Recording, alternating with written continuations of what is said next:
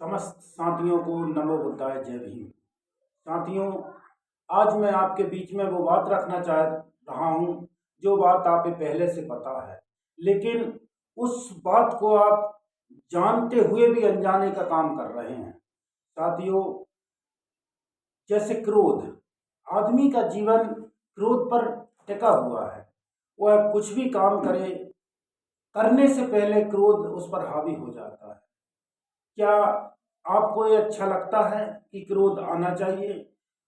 मैंने देखा है कोई ऐसा इंसान नहीं है जिसको ये पता ना हो कि क्रोध मुझे नहीं आ रहा।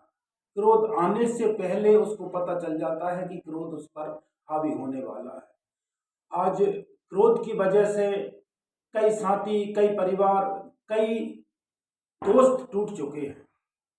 अगर आप क्रोध को बस में नहीं कर सकते तो आपका जीना मिथ्या है। मैत्री का भाव और करुणा का भाव आप कभी भी उत्पन्न नहीं कर सकते। जैसे एक उदाहरण के बीच में मैं एक कहानी आपके बीच में रख रहा हूँ। एक भिक्षु थे जो अपनी ध्यान साधना में बैठे हुए थे। कुछ बच्चे वहाँ पर आम के वृक्ष पर आम को तोड़ रहे थे। एक पत्थर उस भिक्षु के जाके लगता है।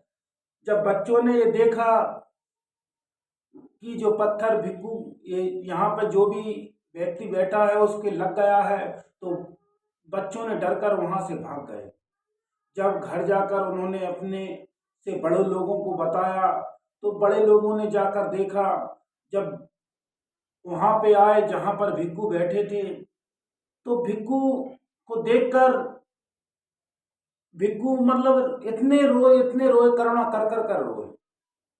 जब गांव वालों ने पूछा कि अगर ज़्यादा चोट लग गई है तो मैं आपको दवाई के लिए रख लेता हूँ, किसी वैद्य के पास रख लेता हूँ, किसी हकीम के पास रख लेता हूँ, लेकिन भिक्षु ने कहा कि मुझे दर्द इस बात का नहीं है कि मुझे बच्चों ने मारा है।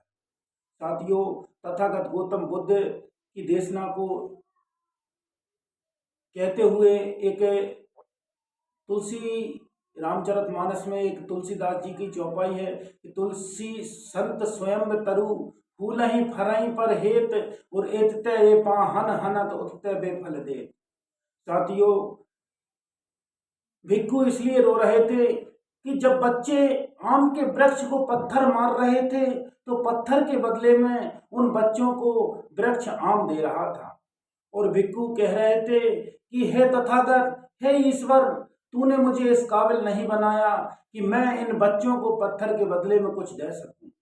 अगर आपका स्वभाव उन भिक्षु जैसा, उन संत जैसा हो जाएगा तो आपके अंदर करुणा और मैत्री का भाव जागृत हो जाएगा।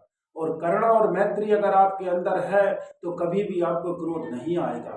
क्रोध एक ऐसी विडंबना है जो अच्छे परिवार, अच्छे दोस्त और अच्छे मित्र को खत्म कर देती है। इसलिए साथियों, मैं यही कहना चाहता हूँ कि आप कभी भी अपने जीवन में क्रोध को ना आने दें। इसी के साथ नमो बुद्धाय जय भीम।